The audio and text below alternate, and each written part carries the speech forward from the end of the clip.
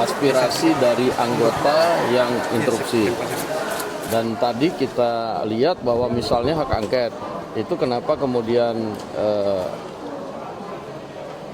kita kemudian lanjutkan dengan yang lain, karena memang hak angket itu kan ada mekanisme. Nah, jadi kalau memang ada kawan-kawan tadi yang menyampaikan aspirasi hak angket, ya kan ada mekanismenya di DPR. Nah, saya tadi lebih menanggapi masalah misalnya tadi kekurangan beras tadi, kita langsung kemudian carikan solusinya untuk kemudian nanti dibicarakan dengan pihak pemerintah. Nah, itu aja. Tapi Bang Dasko, tapi sikapnya gimana Bang untuk pengajuan hak angket itu seperti apa sih? Apa disampaikan kepada pimpinan DPR atau seperti apa? Ya, kalau yang sudah ada prasyarat yang harus dipenuhi oleh yang mengajukan, kemudian diajukan ke pimpinan DPR. Udah itu aja. tapi ini sudah dibahas di Rapim atau Bamus belum sih Bang? Ya gimana Rapim membangun rapat anunya aja baru hari ini, kita baru rapat masuk sidangnya hari ini. Gitu. Bang, Dalam rangka? Loh, kita mau ngomongin apa ya, usulannya kan nggak ada. Terkait putusan MK Pak yang mengatakan bahwa pilkada tidak boleh ditunda, seperti apa tanggapannya? Ya tentunya keputusan MK itu adalah final and binding. Nah, sehingga saya belum baca, tetapi patokannya adalah keputusan MK adalah final dan binding, dan semua pihak harus tunduk dan patuh pada keputusan itu. Pak, tadi disampaikan bahwa masa sidang ke-13 ini akan membahas 19 rancangan undang-undang, Pak. Mau disampaikan mengenai hal itu, Pak?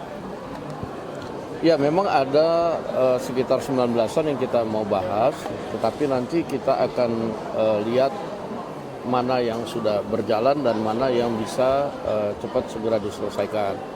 Mengingat bahwa anggota DPR, partai politik, ini kan masih kemudian berkonsentrasi sampai dengan tanggal 20 Maret. Anggota DPR itu masih kemudian mencermati dapil masing-masing, kemudian partai politik juga demikian, baik pileg maupun pilpresnya, sehingga mungkin di masa sidang ini agak kurang maksimal demikian.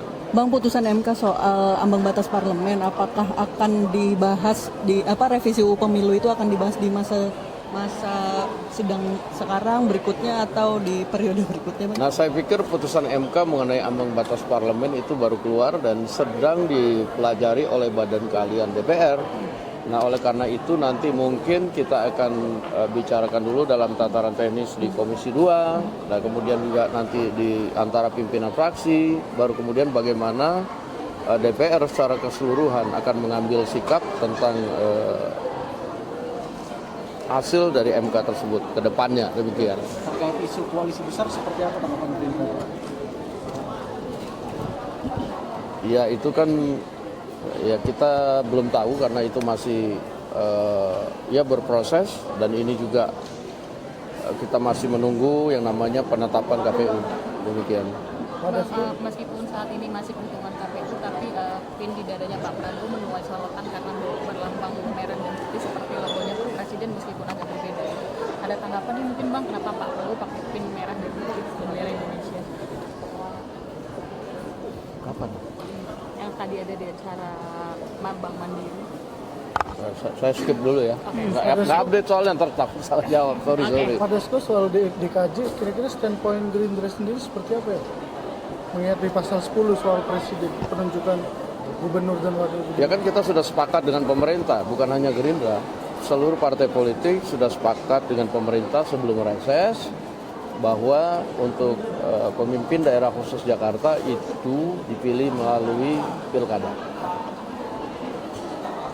Oke. Berarti nanti draft yang ada yang akan Dan dibahas namanya itu kan akan diubah? sekarang lagi pembahasan. Dalam pembahasan itu kan kita bisa lakukan sinkronisasi mengenai apa-apa yang sudah disepakati.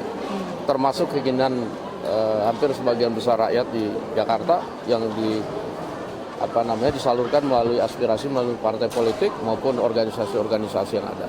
Demikian. Siap, Bang. Terima kasih Bang Dasko.